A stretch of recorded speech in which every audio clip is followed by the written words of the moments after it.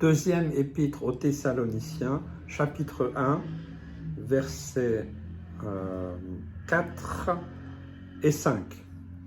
Aussi, nous glorifions-nous de vous dans les églises de Dieu à cause de votre persévérance et de votre foi au milieu de toutes vos persécutions et des tribulations que vous avez à supporter. C'est une preuve du juste jugement de Dieu pour que vous soyez jugés dignes du royaume de Dieu pour lequel vous souffrez. Voilà, Paul, il a déjà commencé dans la première épître Thessaloniciens, il continue de parler du retour du Seigneur,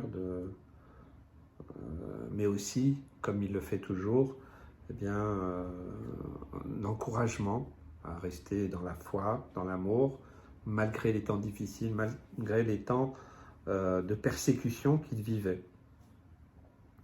Et donc il rappelle encore que eh bien, Paul et ses compagnons se glorifiaient à cause de leur persévérance, de leur foi au milieu de toutes les tribulations qu'ils vivaient. Eux-mêmes vivaient des tribulations, des persécutions, mais les églises à l'époque aussi étaient dans la persécution et dans les difficultés, qu'ils devaient supporter. Donc Paul et ses compagnons étaient fiers de voir que, eh bien, ils tenaient bon. Donc ça aussi les encourageait par rapport à l'enseignement qu'ils donnaient, comment ils fortifiaient les églises, comment voilà, ils organisaient une sagesse divine, une intelligence renouvelée par le Saint-Esprit pour créer des nouvelles églises et puis former aussi des anciens, des diacres, d'avoir vraiment le désir que l'Église soit forte, soit solide, qu'elle tienne bon, malgré les temps de persécution. Et des fois, je me demande, je me dis, on a connu toutes sortes de vagues, de difficultés. Il y a eu des guerres mondiales, il y a eu des pandémies, il y a eu des famines, il y a eu des pestes, il y a eu toutes sortes de choses, si on voit depuis 2000 ans. Et il y a toujours eu des chrétiens, toujours eu des hommes et des femmes qui confessaient le nom de Jésus. Certains ont payé très cher le fait d'appartenir à Christ. Mais malgré tout ça, depuis 2000 ans, eh bien, les frères et sœurs, l'Église de Jésus-Christ, elle tient bon. C'est peut-être fragile, c'est peut-être ceci, cela. On peut y voir des défauts à cause des hommes et autres. Mais l'Église de Jésus-Christ, elle est toujours là, debout. Peut-être en difficulté dans certains endroits, mais ça tient bon. Et on peut voir que à travers toutes les tribulations, eh bien, Dieu a maintenu son Église. Et il y a toujours eu des disciples de Jésus. Il y en aura encore jusqu'au bout, jusqu'au dernier moment. Et ça, c'est formidable, ça doit nous encourager, ça doit vraiment nous fortifier. Voilà, c'est vraiment important de rester dans cette dimension. Et je me dis que là, au XXIe siècle, les jours ne sont pas vraiment bons. Guerre, on annonce crash, manque, famine et toutes sortes de mauvaises nouvelles qui nous arrivent un peu partout, catastrophes naturelles et tout ça. Et je me dis, est-ce que l'Église du XXIe siècle, les chrétiens, les disciples de Jésus du XXIe siècle, est-ce qu'ils vont tenir autant que ceux du XXe, du XIXe, du XVIIIe et depuis même le temps de Christ et aussi de Paul et ses compagnons? Est-ce qu'on va tenir le coup? Est-ce qu'on va garder la foi au milieu des tribulations? Parce que les tribulations viendront, parce que la persécution viendra, elle va s'accentuer, c'est certain, c'est déjà le cas pour près de 300 millions de chrétiens dans le monde qui sont persécutés. C'est énorme, ça a grandi à une puissance énorme. Et on voit bien que la persécution prend plusieurs aspects, plusieurs formes. Et ça vient aussi dans nos pays. Donc, je crois que la persécution, elle est là. Et donc, c'est une épreuve qu'il nous faudra traverser. Alors, on espère que l'Église va continuer à tenir bon, qu'il y aura toujours la possibilité de nous réunir d'une manière ou d'une autre, d'avoir toujours des Bibles, de pouvoir prier. Et imaginez en Corée du Nord, si quelqu'un vous prend en train de simplement mimer la prière, on vous pense qu'on vous priez, vous êtes pris avec toute votre famille dans un camp où ça peut être souvent la mort. Je crois que toutes ces choses eh bien, sont là, elles sont dans le monde. Donc aujourd'hui, malgré la technologie, malgré soi-disant le progrès, tout cela n'a pas disparu, bien au contraire. Et on voit que la puissance démoniaque est de plus en plus forte dans notre monde pour tout détruire, pour détruire l'œuvre de Jésus-Christ. Alors il nous faudra tenir bon.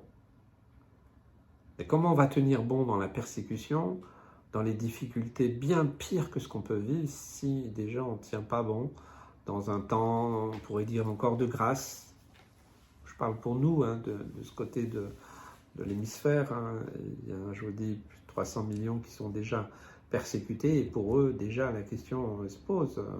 Voilà, la question de comment ils peuvent tenir bon, comment ils peuvent être jugés dignes du royaume de Dieu. Bien sûr, il faut souffrir pour Christ. Il ne faut pas souffrir pour de mauvaises raisons. Et je crois que c'est là aussi un principe biblique, c'est qu'on peut souffrir pour des mauvaises raisons. On peut aussi des fois avoir par rapport à un comportement, une attitude, eh bien, des fois des réactions qui ne sont pas bonnes. Et donc là, on ne glorifie pas le Seigneur et ça ne sert pas sa cause.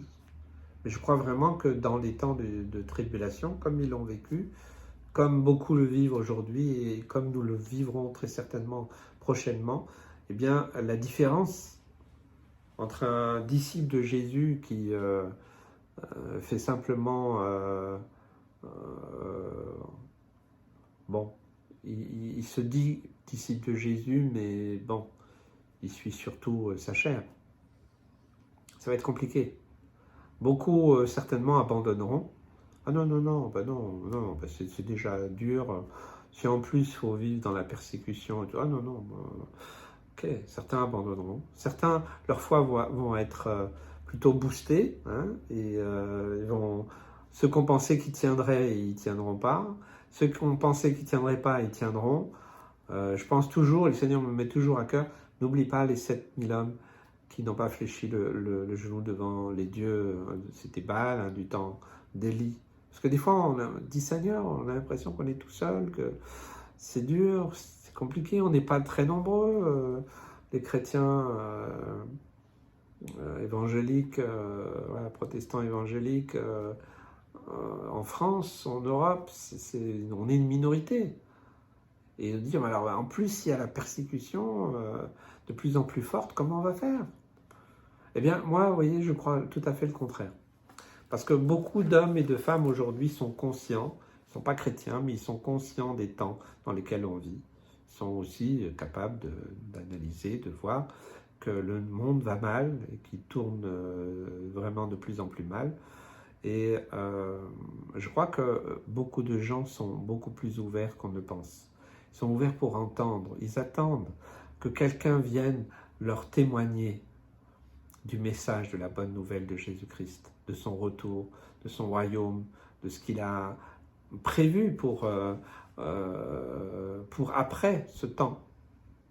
Et je crois que nous devons prendre cela au sérieux pour témoigner. Donc je pense personnellement, c'est mon point de vue, ça ne reste que le mien, c'est que plus les temps difficiles seront là, plus la persécution va venir, plus oui, il y aura, parce que Dieu dit qu'il va commencer son jugement par sa maison, oui, il y aura peut-être un tri, il y aura peut-être des choses qui vont se passer, mais je crois, et je vois vraiment un réveil puissant, sans doute le dernier, avant le retour de Jésus, mais parce que beaucoup d'hommes et de femmes attendent une église forte qui annonce vraiment l'évangile dans toute sa puissance. Et il y a vraiment une espérance. Et nous verrons alors des milliers de personnes venir à Christ, peu importe la persécution ou pas.